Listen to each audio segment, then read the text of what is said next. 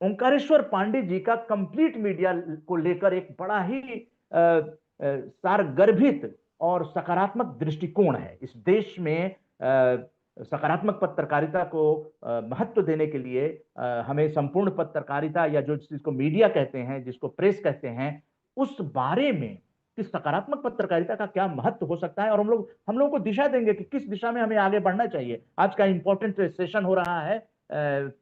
श्रीमान ओंकारेश्वर पांडे जी को सादर हम आमंत्रित करते हैं अपने 315वें संस्करण में। बहुत बहुत धन्यवाद उदय मन्ना जी। आरजेएस मीडिया परिवार को मैं बहुत बहुत बधाई देना चाहता हूं, और आज के इस 315वें वेबिनार में जो आपने हमें अपने परिवार के समक्ष, अपने सभी सुधी श्रोताओं के समक्ष बोलने का अवसर दिया है, उसके लिए मैं गर्वान्वित और सम्मानित महसूस कर रहा हूं, और आप सभी को बधाई देना चाहता हूं। खासतौर से उदय मन्ना जी, आपको, राजेंद्र सिंह कुशवाहा जी जो अभी बोल रहे थे थोड़ी देर पहले, और जो कि माता राम रति देवी मंदिर कृषक प्रयोगशाला और कृषक पर्यटन स्थल कंधेरपुर गाजीपुर उत्तर प्रदेश के संस्थापक भी हैं, तो मैं उनको बधाई देना चाहता हूं। आज के इस कार्यक्रम में मुख्य अतिथि हैं हमारे मित्र और प्रोफेसर डॉक्टर के जी सुरेश, जो कि माखनलाल चतुर्वेदी पत्रकारिता संस्थान के वाइस चांसलर रहे, आईआईएमसी के डीजी रहे और दूरदर्शन के सलाहकार रहे। पत्रकारिता में फील्ड के दिनों से हम लोग एक दूसरे से जुड़े हुए, एक दूसरे को जानते हैं, और उन्होंने काफी पत्रकारिता के अलावा जो इसमें शिक्षण है उसमें भी एक महत्वपूर्ण ऊंचाई हासिल की है, और आज के इस कार्यक्रम के मुख्य अतिथि भी हैं। मैं उन्हें बधाई देना चाहता हूं। और भी जो भी दर्शक आज जुड़े हुए हैं इस कार्यक्रम से, और जो इस विशेष वेबिनार को देख रहे हैं, सकारात्मक मीडिया का महत्व और जो पूर्ण मीडिया की ओर जो बात हमारे भाई उदय मन्ना जी ने कही, मैं सभी को बधाई देना चाहता हूं। और मैं चाहता हूं कि आप ध्यानपूर्वक सुने और कोशिश करें। मेरा बहुत लंबा तो नहीं, लेकिन छोटा सा तजुर्बा है। मैंने 83 में पत्रकारिता की शुरुआत की थी, पूर्वोत्तर में 6 साल रहा, नॉर्थ ईस्ट के चप्पे चप्पे को देखा, देश के अन्य भागों में पत्रकारिता की, बिहार से लेके कश्मीर तक कई किताबें लिखी। मेरी 13 किताबें जो लिखित और संपादित हैं वो प्रकाशित हैं अन्य अलग अलग विषयों पे, और हमने हमेशा कोशिश की कि कुछ नया किया जाए, तो ये हम प्रयास करते रहे हैं। आज महत्वपूर्ण दिन है क्योंकि हम लोग भारतीय पत्रकारिता के जनक जेम्स ऑगस्टस हिकी को श्रद्धांजलि देने के लिए आज इस आयोजन को कर रहे हैं, इस वेबिनार को कर रहे हैं, जिन्होंने 29 जनवरी 1780 को हिकीज बंगाल गजट लॉन्च किया था, और भारत में पत्रकारिता के इतिहास का पहला मील का पत्थर उन्होंने खड़ा किया था। तो उनका हम योगदान अमूल्य मानते हैं, और दरअसल ये मानते हैं कि हिक्की जो है वो बेबाक पत्रकारिता के पहले शहीद भी थे। उन्होंने बेबाक पत्रकारिता की और उसी को लेके उन्होंने संघर्ष किया, और एक तरह से उसी पत्रकारिता ने उनको जो है उनके पत्रकारिता करियर को समाप्त किया। तो किस तरह से उन्होंने भारतीय पत्रकारिता की नींव रखी और ये साबित किया कि सच्चाई के पक्ष में खड़ा होना सबसे महत्वपूर्ण है, और चाहे सत्ता कितनी भी बड़ी क्यों ना हो।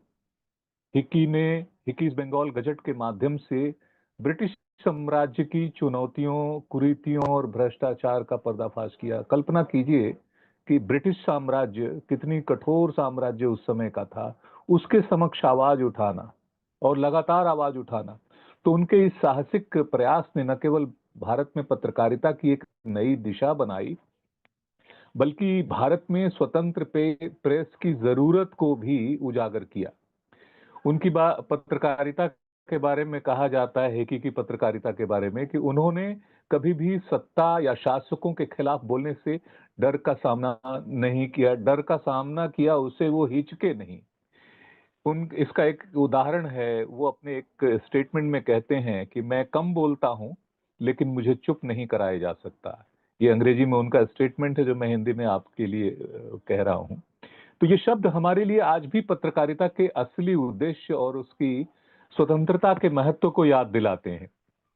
हिक्की ने इसको साबित किया कि जब पत्रकारिता सच्चाई के पक्ष में खड़ी होती है तो वह सत्ता के खिलाफ एक मजबूत दीवार बन जाती है। हालांकि उस समय का माहौल अलग था। ब्रिटिशर्स की उनका जो जो रवैया था हिंदुस्तानियों के प्रति, भारत के लोगों के प्रति, वो दमनात्मक रवैया था। उस बीच में यह व्यक्ति आकर खड़ा होता है और भारत के लोगों की तरफ से उसको एक एक चुनौती देता है। तो हिकी ने अपनी कलम के माध्यम से अंग्रेजी शासन की गलत नीतियों और घोटालों को उजागर किया, और इसके लिए उन्हें कई बार जेल की हवा भी खानी पड़ी। 1782 तक उनका अखबार तो बंद ही कर दिया गया, लेकिन उन्होंने जो पत्रकारिता की स्वतंत्रता की मशाल जलाई थी वह आज भी जल रही है। कहते हैं ना कि सच का जुनून हो तो फिर कैदो बंदिश क्या। यही जज्बा था जेम्स ऑगस्टस हिक्की का, जिन्होंने इस हिक्की बैकॉल गजट के जरिए पहला प्रिंटेड अखबार हिंदुस्तान को दिया। अंग्रेजों की उनके हुकूमत की नींव हिला देने वाला एक हथियार सामने रखा और एक उदाहरण पेश किया कि कैसे सत्य के सामने साहस के साथ खड़ा हुआ जा सकता है। हेस्टिंग्स और उनके सहयोगी भारत की संपत्ति को लूट रहे थे। हिक्की ने लिखा था, सत्ता के करीब बैठे लोगों के घोटालों को उजागर किया, जिससे उनकी लोकप्रियता तो बढ़ी लेकिन साथ साथ दुश्मन भी बहुत बढ़ गए। हिक्की ने लिखा है कि मैं कम बोलता हूं पर मेरी कलम कभी नहीं रुकेगी। आगे उन्होंने कहा कि आप उसको साइलेंट नहीं कर सकते, उसको आप खामोश नहीं कर सकते। और आगे लिखा है कि मैं कम बोलता हूं पर मेरी कलम को आप रोक नहीं सकते, मेरी कलम कभी रुकेगी नहीं। उस दौर में जब प्रेस पर कोई कानून नहीं था, हिक्की ने पत्रकारिता की स्वतंत्रता के लिए आवाज उठाई। वह जानते थे कि सच लिखने की कीमत चुकानी पड़ेगी, लेकिन उन्होंने डरना नहीं सीखा था। उनको मुकदमों की मार झेलनी पड़ी। 1781 में वॉरेन हेस्टिंग्स ने हिक्की पर मानहानि का मुकदमा ठोक दिया। जुर्माना और कानूनी लड़ाइयां उनको झेलनी पड़ी, जिसके कारण उनकी कमर टूट गई, लेकिन वो झुके नहीं। प्रेस जब्त कर दिया गया, अखबार बंद कर दिया गया, और वो कुछ समय तक तो जेल में रह के पत्रकारिता करते रहे और किसी तरह उसको अखबार को छापते रहे। तो उन्होंने भारत में पत्रकारिता के पहले शहीद की तरह सच के लिए लड़ना और सत्ता के हाथों दम तोड़ देना, इसका एक जो है उदाहरण कायम किया। जिस तरह एक चिंगारी जंगल को आग बना देती है, हिक्की की कलम भी ब्रिटिश हुकूमत के लिए नासूर बन गई थी। उन्होंने साबित किया कि सच बोलने वालों को दबाया जा सकता है लेकिन मिटाया नहीं जा सकता है। और वो बार बार जो सवाल उठा रहे थे, वो सवाल कुछ इसी तरह का था कि तू इधर उधर की न बात कर, ये बता कि काफिला क्यों लुटा, मुझे रहजनों से गिला नहीं, तेरी रहबरी का सवाल है। ये लिखने वाले, इस तरह की बात करने वाले हिक्की आज नहीं है, लेकिन हिक्की की पत्रकारिता आज भी जिंदा है और बहुत से लोग, बहुत से पत्रकार उस दिशा में, उस रास्ते पे साहस के साथ कुर्बानियां देकर भी चल रहे हैं, चलने की कोशिश कर रहे हैं। मित्रों, जब आज हम पॉजिटिव पत्रकारिता की बात करते हैं, सकारात्मक पत्रकारिता की बात करते हैं, तो हमें ये भी सोचना चाहिए कि सकारात्मक पत्रकारिता है क्या। दरअसल सच बोलना ही सकारात्मक पत्रकारिता है। और ये आज कोई हिक्की के समय से शुरू हुआ हो या आजादी के बाद शुरू हुआ हो, ऐसा नहीं है। ये सत्य के प्रति आग्रह हमारे वेदों में दिखता है, हमारे वैदिक ग्रंथों में दिखता है, शास्त्रों में वो दिखता है। जब तैत्रीय उपनिषद में ये कहा गया है कि सत्यम वद धर्मम चरा, सत्य की राह पर चलो, सत्य बोलो और धर्म का पालन करो। तो ये तो हमें शुरुआत से सिखाया गया है, हमारे शास्त्रों में कहा गया है। भारतीय सभ्यता में सत्य और निष्पक्षता को ही परम धर्म माना गया है। वैदिक ग्रंथों की बात करें, मनुस्मृति की बात करें, उपनिषदों की, महाभारत की और पुराणों में बार बार ये संदेश दिया गया है कि सत्य ही समाज की नींव है, और जो भी समाज में सत्य का प्रचार करता है वही असली धर्म का पालन करता है। यही पॉजिटिव पत्रकारिता है और यही पत्रकारिता का आदर्श भी है। सत्ता के प्रभाव से मुक्त रहकर केवल सत्य को जनहित में प्रस्तुत करना, राष्ट्रहित को सर्वोपरि रखते हुए, राष्ट्रहित में प्रस्तुत करना, न कि सत्ता हित में प्रस्तुत करना, न कि किसी पार्टी हित में प्रस्तुत करना। ऋग्वेद में कहा गया है, और उसमें सत्य की शक्ति देखिए, सत्यमेव जयतेनानृतम सत्येन पंथा विततो देवयान। ये मुंडकोपनिषद की पंक्तियां हैं। यानी सत्य की ही विजय होती है, असत्य की नहीं। सत्य का मार्ग ही देवत्व की ओर ले जाता है। ऋग्वेद में भी कहा गया है कि जो लोग सत्य बोलते हैं वे ही समाज को प्रकाशित कर सकते हैं, यानी रास्ता दिखा सकते हैं, प्रकाशमान कर सकते हैं। यह संदेश निष्पक्ष पत्रकारिता का मूल सिद्धांत है। किसी भी दबाव में न आकर केवल सत्य को ही उद्घाटित करना, सत्य को ही प्रकाशित करना। नारद मुनि को आप सभी जानते हैं। महाभारत के समय उन्होंने पत्रकारिता का धर्म निभाया। एक तरह से नारद मुनि को भारत का प्रथम पत्रकार माना जाता है। वे क्या करते थे? तीनों लोकों में घूम घूम कर खबरें एकत्रित करते थे, सूचनाएं एकत्रित करते थे और सत्य को निष्पक्ष रूप में प्रस्तुत करते थे। महाभारत के शांति पर्व के अध्याय 57 में ये लिखा है कि नारद जी को सत्य का प्रचारक बताया गया है। नारद सर्वम जानन्नपि पृच्छति। नारद सब कुछ जानते हुए भी हमेशा निष्पक्ष होकर सवाल पूछते हैं, सवाल पूछते हैं। याद रखिए, सवाल पूछते हैं। आज हम लोगों ने सवाल पूछना बंद कर दिया। और सवाल किससे पूछा जाता है? जिसके पास सत्ता होती है, जिसके पास पावर होता है, जो राजा होता है या जो शासन में होता है। सवाल उससे नहीं पूछा जाता, जनता से या विपक्ष से। आजकल असल में हम लोग पत्रकारिता का मूल धर्म ही भूलते जा रहे हैं। इसीलिए उल्टा सवाल टेलीविजन चैनलों पर आप अक्सर देखेंगे, डिबेट में जो सवाल सरकार से होना चाहिए वो हम सवाल विपक्ष से करते हुए नजर आते हैं। तो नारद मुनि की बात हम कर रहे थे, वो किसी के पक्ष या विपक्ष में नहीं झुके। वे देवताओं, असुरों, ऋषियों और राजाओं से भी प्रश्न किया करते थे और केवल सत्य का ही प्रचार करते थे। सो यही एक सच्चे पत्रकार की निशानी है, निडर होकर सत्य का अनुसंधान करना और उसे निष्पक्ष रूप से जनता तक पहुंचाना। मनुस्मृति में कहा गया है, न ही सत्यात् परम किंचित सत्ये धर्म प्रतिष्ठित। यानी सत्य से बढ़कर कुछ भी नहीं है, सत्य में ही धर्म स्थापित है। मनुस्मृति में ही आगे ये कहा गया है कि यदि समाज में असत्य फैलाया जाता है तो वह नष्ट हो जाता है। ये अलग बात है कि आज जो है बड़े पैमाने पर असत्य फैलाया जा रहा है। व्हाट्सएप यूनिवर्सिटी के through misinformation, disinformation campaign चल रहे हैं। भारत ही नहीं, ये पूरी दुनिया में स्थितियां हैं। और इसी के कारण डब्ल्यूएचओ को कहना पड़ा कि ये पैंडेमिक से उसकी तुलना करनी पड़ी और कहना पड़ा कि ये इन्फोडेमिक है। यानी इंफॉर्मेशन का इस तरह का जो एक एक वो आया है, महामारी आई हुई है, उस तरह से महामारी की तरह इन्फोडेमिक ये हो गया है। ये डब्ल्यूएचओ जैसी वर्ल्ड की रिनाउंड संस्था को कहना पड़ा।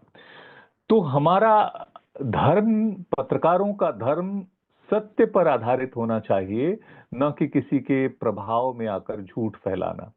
आज हम नारद जी की पत्रकारिता को देखते हैं और आज की पत्रकारिता को देखते हैं तो अपने आप आपको फर्क महसूस में आ जाएगा कि नारद मुनि बिना किसी दबाव में आए सत्य का संचार करते थे, और आज हम सत्ता या कॉरपोरेट उसके दबाव से मुक्त रहकर सच को नहीं दिखा पाते।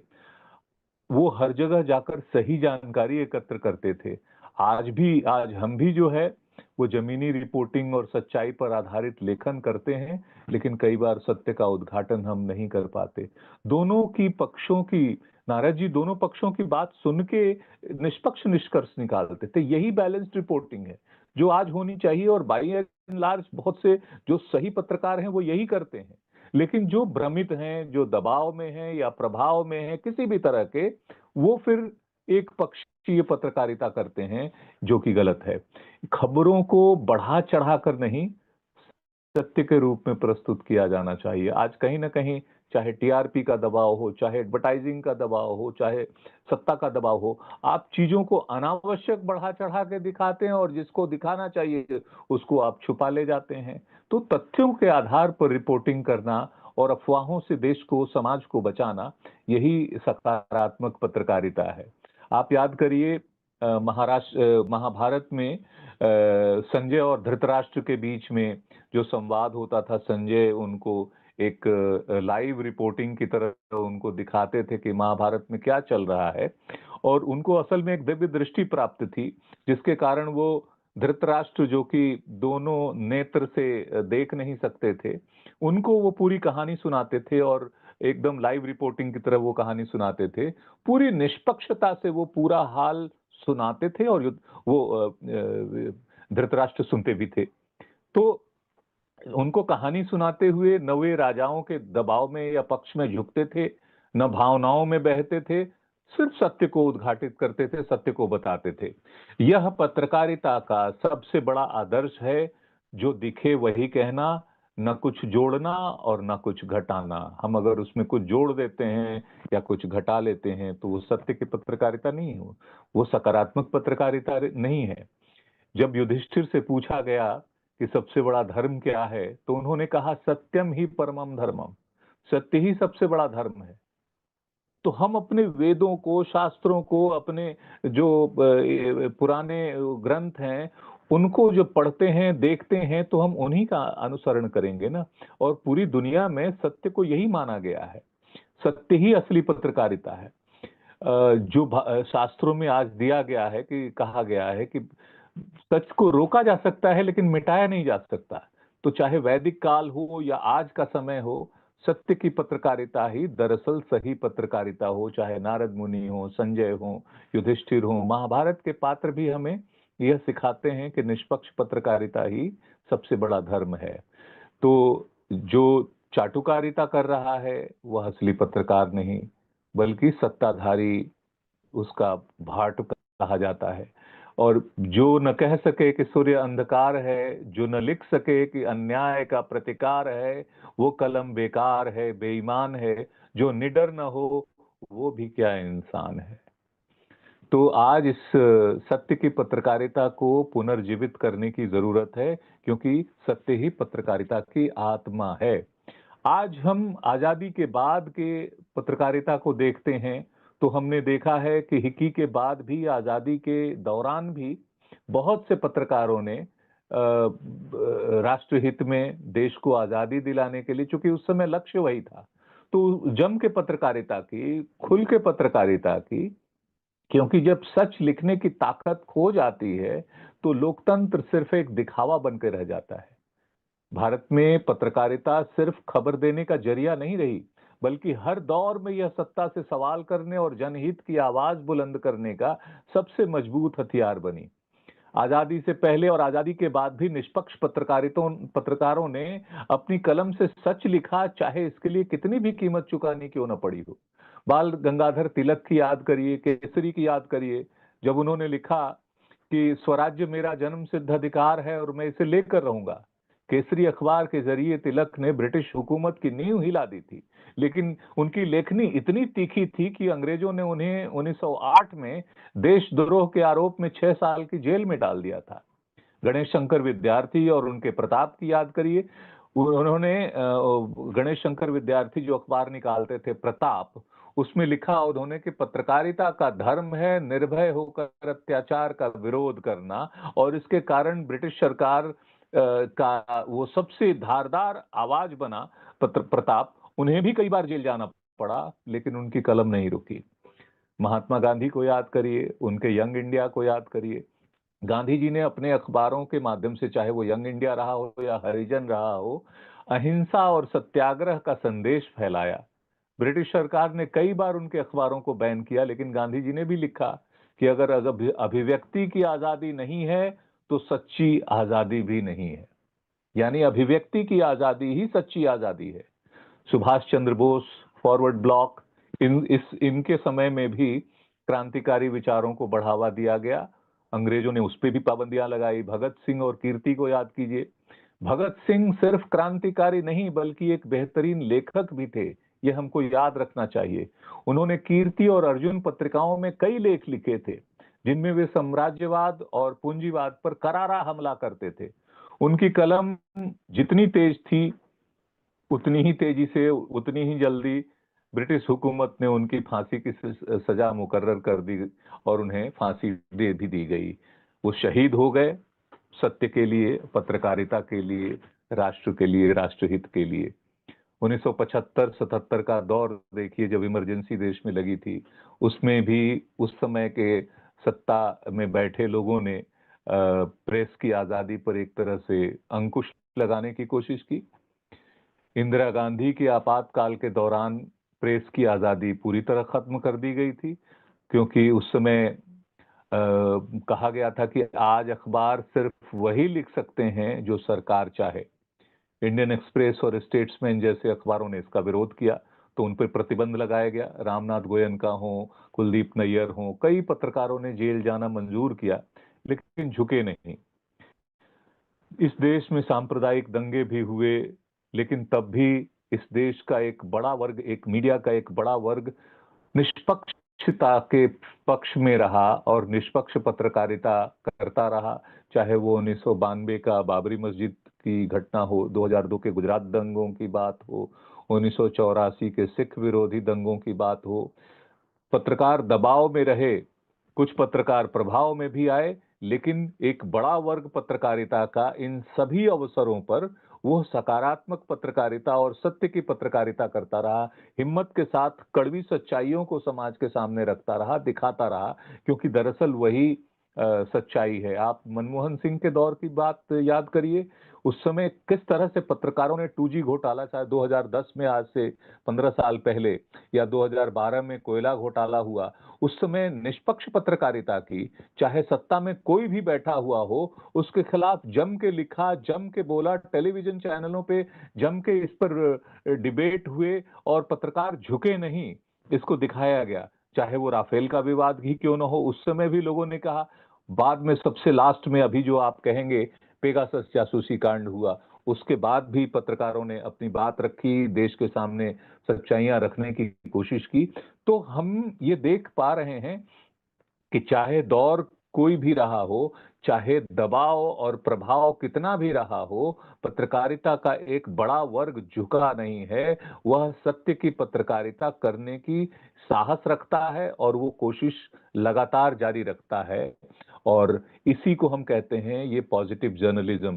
पॉजिटिव जर्नलिज्म का वो दौर हमने देखा है जब करगिल का युद्ध हुआ, इस देश में सुनामी आई, इस देश में कई भूकंप आए। उस समय किस तरह से मानवीयता के पहलुओं को उजागर करने वाला यह मीडिया ही था, जिसने जाके, लेकिन कई बार हमने अतिरंजित पत्रकारिता भी की, खासतौर से कांधार हाईजैकिंग के समय आप याद करिए, पत्रकारिता ने, खासतौर से टेलीविजन पत्रकारिता की मैं बात करूंगा, उसने इस तरह दिखाना शुरू किया कि जैसे लगता था कि पूरे देश के लोग हाहाकार मचा हुआ है, रो रहे हों और सिर्फ किसी तरह चाहते हों कि उनको छोड़ दिया जाए।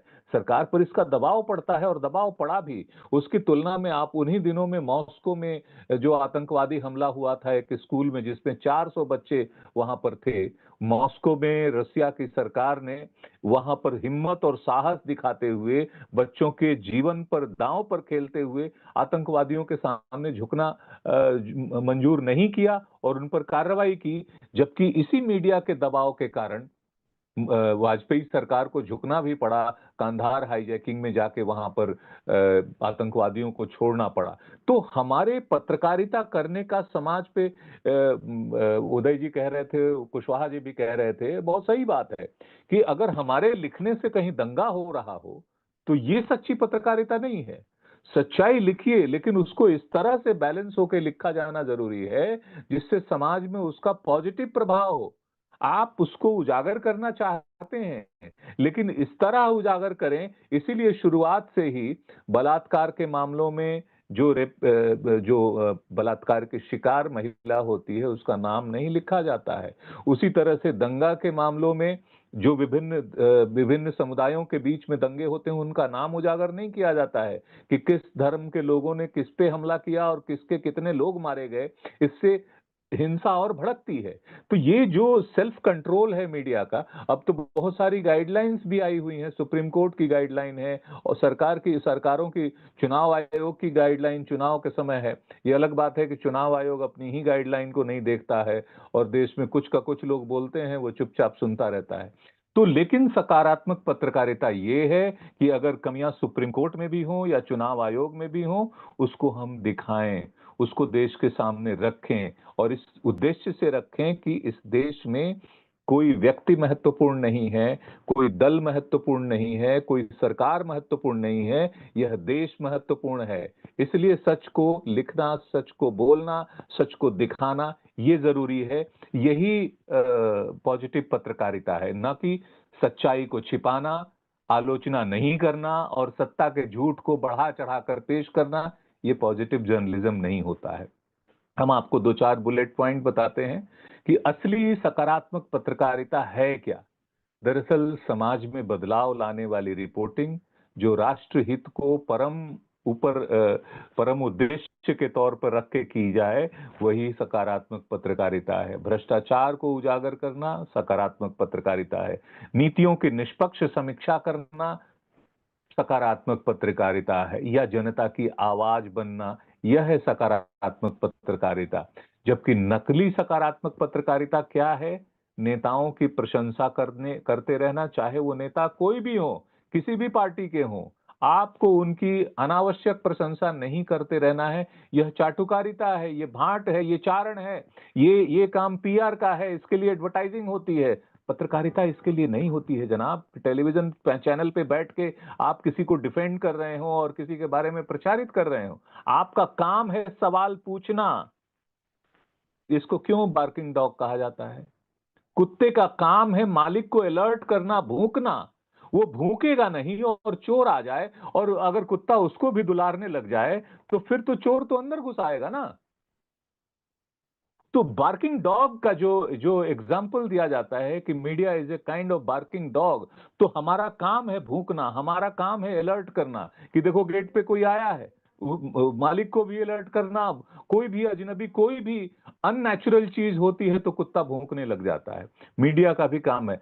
बिजली सही चल रही है तो ये न्यूज थोड़ी है, सड़क ठीक चल रही है तो ये न्यूज थोड़ी है। अगर गलत आ सकते, घोटालों और गलतियों पर चुप नहीं रह सकते। हमें अपनी आवाज उठानी है निष्पक्षता के साथ, बिना किसी भेदभाव के।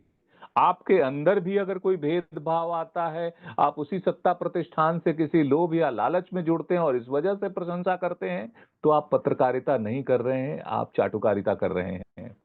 हमारा ये लोकतंत्र का चौथा स्तंभ, न्यायपालिका और विधायिका की तरह ही पत्रकारिता लोकतंत्र को मजबूत बनाती है। हम चौथे स्तंभ हैं। हमें अपनी जिम्मेवारी का ध्यान रखना चाहिए कि हमारी जिम्मेवारी क्या है। हमारी जिम्मेवारी है निरंकुश होकर सवाल पूछना, सवाल निष्पक्षता से पूछना। सवाल भी किसी के बायसनेस में पूछा गया सवाल हो, ये नहीं होना चाहिए कि हाँ भाई ये सवाल फलां को सूट करता है इसलिए पूछ रहे हैं। आज अमेरिका में बदलाव आया है। प्रेसिडेंट ट्रंप आए हैं। आपने देखा कि उनके सामने भी सत्य की किस तरह से उद्घाटित किया जाता है, कहा जाता है। वहां की मीडिया कर रही है, वहां के लोग कर रहे हैं।